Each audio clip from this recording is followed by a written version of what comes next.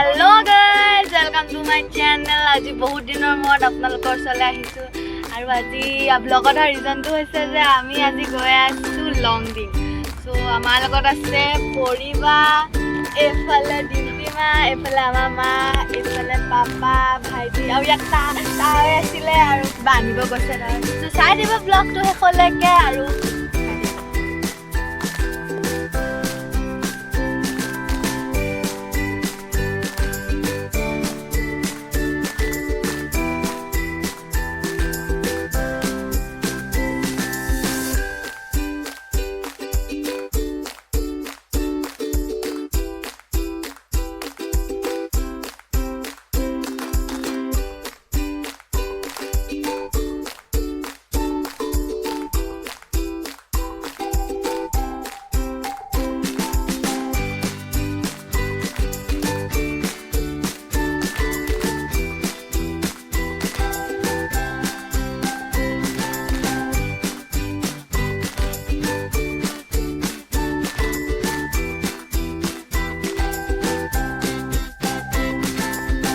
এতিয়া আমি আছোঁ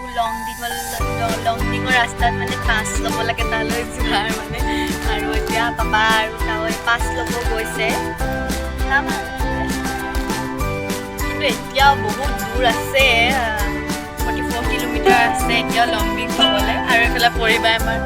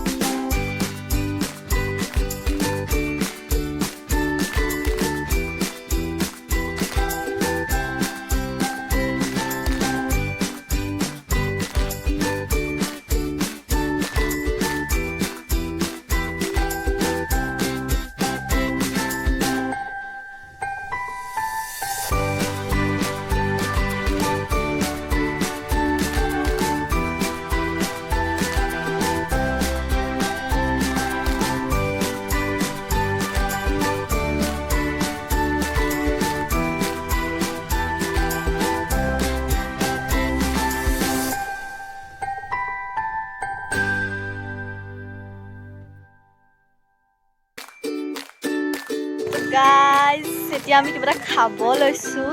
ৰাস্তাত সেইফালে আমাৰ পুতহঁত আমাৰ ভাইটি আৰু পাপা কিবা ফালে গৈছে এয়া আমি আৰু ৰুটি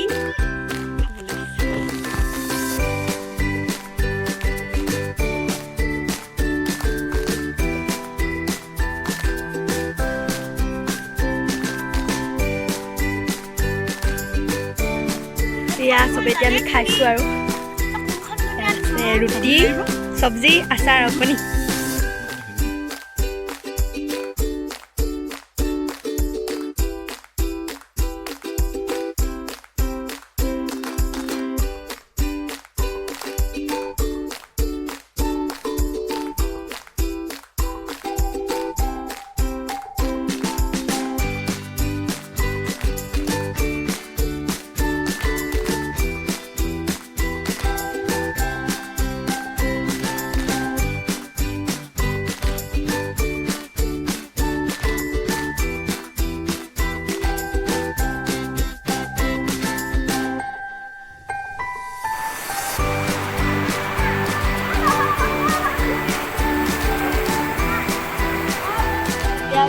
एकदम এটা পাহাৰৰ ওপৰত একদম হেলিপেড হয় তাৰপৰে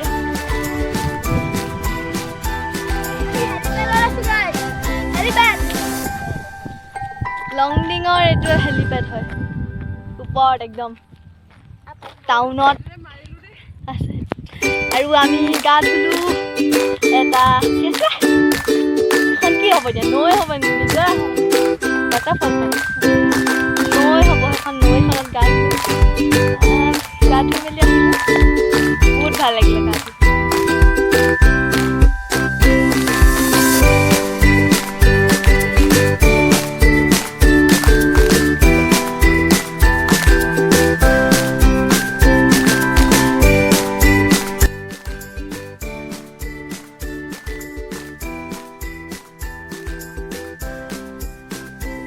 তো গাইজ এতিয়া আমি একদম ফুৰি মেলি আহিলোঁ এতিয়া পিছে ঘৰত যোৱা নাই আমি আছোঁ সাপে খাতিত মামা ককাহঁতৰ ঘৰ মানে মোৰ পাপাৰ মামা মোমায়েকৰ ঘৰত আছোঁ